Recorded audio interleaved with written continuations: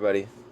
Today is Sunday, the 3rd, and I just want to go ahead and make another video on National Socialism just because I feel like it's important. I did go to church today, so that's a plus. Um, I, I am a Christian, contrary to what other people might think of me when they watch me, see me doing these National Socialist videos. Uh, they might think that, oh, Nathan's gone off the deep end, he's going crazy. Well, in actuality, like, if you really look at it, National Socialism has a lot in common, actually, with Christianity. And I'm not going to say that I agree with everything that has happened in the past. I honestly don't agree with everything that happened in the past. But I do think there's a lot to learn from the past, and I think there are things um, that we can do in the future to prevent bad things from happening. So, in all spheres of life. So, um, but I did go to church today, and it was a good service. It was a great service. So, I got a chance to hear, verses from Luke and from John, and it was a good service. So, I have to say it was a good service.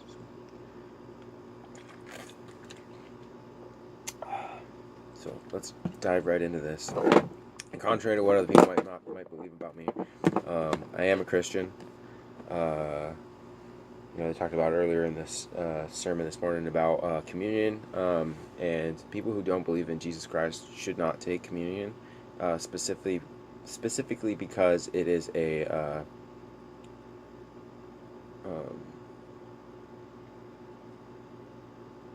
it's a religious observance that is really only meant for Christians and has spiritual significance only for Christians.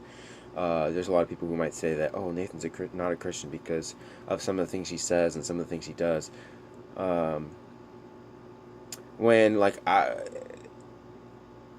and it's true that there's people out, obviously, everyone's, spiritual.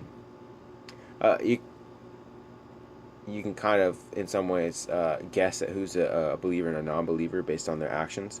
But in all honesty, I would say that you never really know, like, who someone is in their heart until, like, you never really know. Like, it's people who seem like they're righteous can be unrighteous, and people who are unrighteous can seem like they're righteous. So it's just one of those things that's can be, it's a really personal thing. Whether or not somebody is a Christian or not a Christian. So it's between a person and God, honestly, whether or not they are a Christian or not a Christian, and what they believe in their heart. You can't really know. Like, you can kind of guess. Like, some people you can kind of have an idea of whether or not somebody's a spiritual, a religious and a moral person, or whether they're not. But ultimately, that those kinds of decisions are between God and an individual person. So it's not up to men to judge what other men do, like, per se, or whether or not who they are as a person. We can make judgments about other people based on their actions. And I think there's some rightness to that. There's some correctness. You have to do that in some ways, to protect yourself. But at the same time, Christianity really is, like, about, a personal relationship. It's about having a personal relationship with Jesus Christ. So no one can come to me in my life and try to get in between me and my relationship with God, or say, or say that I'm not a Christian. The fact that someone might say I'm not a Christian does not invalidate whether or not I am a Christian or not in my private life. It's merely an accusation coming from somebody outside myself, whether I am or am not a Christian. It's dependent on my personal relationship with God, my personal actions. So there's no one can come to me and delegitimize my relationship with God just because they don't see it in my life. So it's just one of those things. It's a private thing, but it's also it is also a public thing too. So just want to kind of throw that out there. So um uh Yeah, so I want to kind of go over the 25 points again. And I want to start back up with number four. I think I got to number four or number three, finished number three, going into number four. But yeah, number four. This is of the 25 points of National Socialism. Only those who are our fellow countrymen can become citizens. Only those who have German blood, regardless of creed, can be our countrymen. Hence, no Jew can be a countryman. Um, and I think I talked about this last time in one of my videos. Like I talked about how in Germany you know in the 1890s there's an influx of Jews coming from all over the world, and they're coming into Germany. And Germany was very accepting of Jews at that time and Jewish immigrants.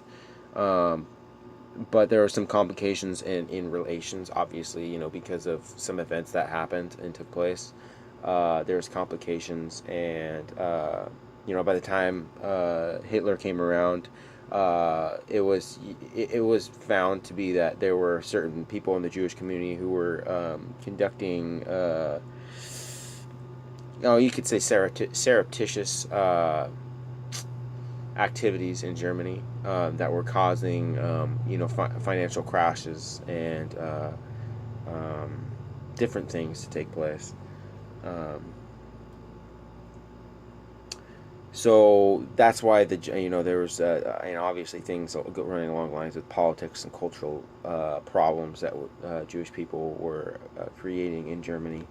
Um, Not much unlike what is happening here in the United States, and people are beginning to become more aware of it. Um, so I wouldn't say, when I'm talking about this, I wouldn't say that um, obviously on point number four, where it says only those who are our fellow countrymen can become citizens, only those who are of German blood, regardless of creed, can be our countrymen. Hence, no Jew can be a countryman. Um, this is a tough one. Um,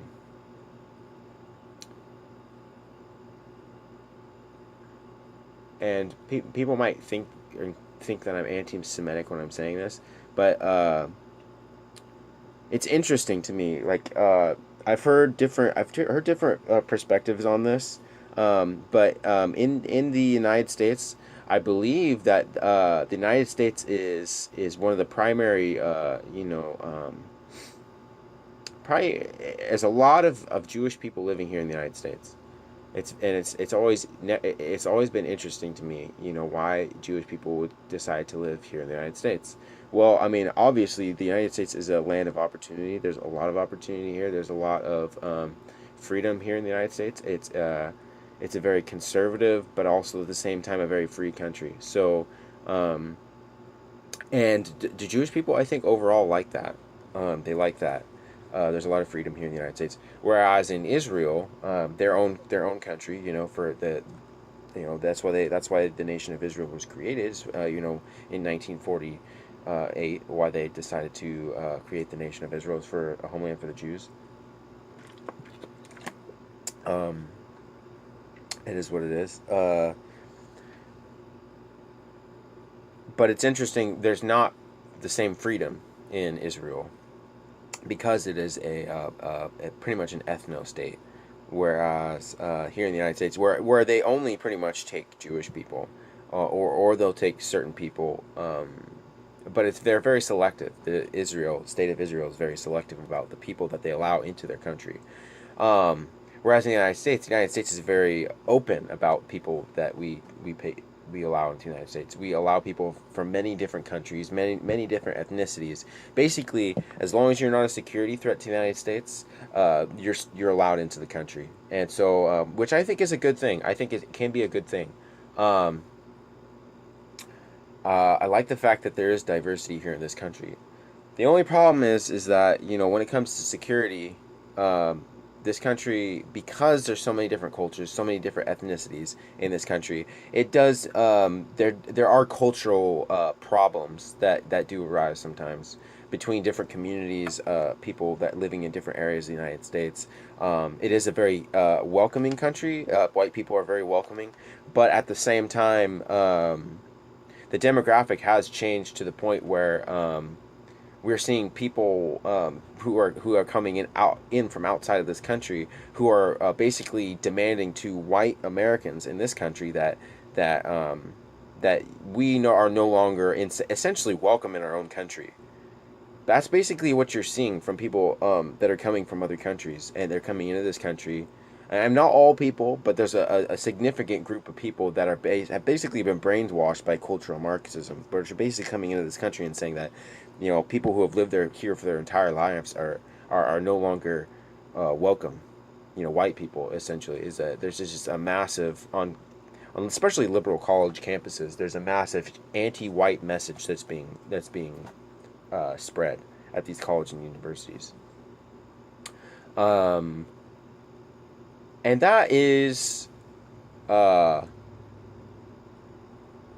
it's detrimental to the security of all groups, because it's not like we have a lot of groups here in the United States saying that, no, we don't want a specific group of people here. No, we don't want this, we don't want that. America overall is a very generally accepting country. We generally accept people from all countries and all different ethnicities. But there does come a point when you have to start taking care of your own interests, and that's I'm not a very good vocal advocate for I'm not the best person public speaker on advocating for America's rights, but too long the federal government in the United States has been favoring people from out of the United States. And what you're about to see with this DACA decision, DACA with Trump, is gonna be here on tomorrow or Tuesday actually. And I'm really hoping that he makes the right decision on this. And I think the right decision, honestly, is to cancel the program. It is to cancel the program. And it's not because I have anything against Mexican people. It's not because I had anything against Mexican people. But the problem is that when you allow people from outside of your country to come into your country and disrespect you and say that you no longer have a right, have rights here in America, because you have illegal immigrants. Not too long ago in the past, you had illegal immigrants crossing the border, coming into areas of Arizona and California and Texas and committing crimes. And until recently, it was not politically acceptable, just because of the cultural brainwashing that has been done in this country for Americans, basically American police officers, to even enforce the law basically in this country to deport illegal aliens that had come in here and had committed crimes in our own country. And honestly, that bullshit just has to stop. That bullshit just has to stop, because it's bullshit. That's what it is. It's cultural Marxist bullshit that's designed to be anti-white, anti-American, and to take away Americans' right to defend ourselves via our own United States immigration policies. And I think there's nothing stupider than that. There's nothing stupider than allowing a people that are not citizens in your country to dictate to you what you are and are not allowed to do. And I'm not that stupid. There's liberals out there that are so upset at the conservatives here in this country, because we are actually standing up for Americans' rights here in this country. No, we're not. I am not going to allow people in my countries our rights to be taken away from us just because somebody in another country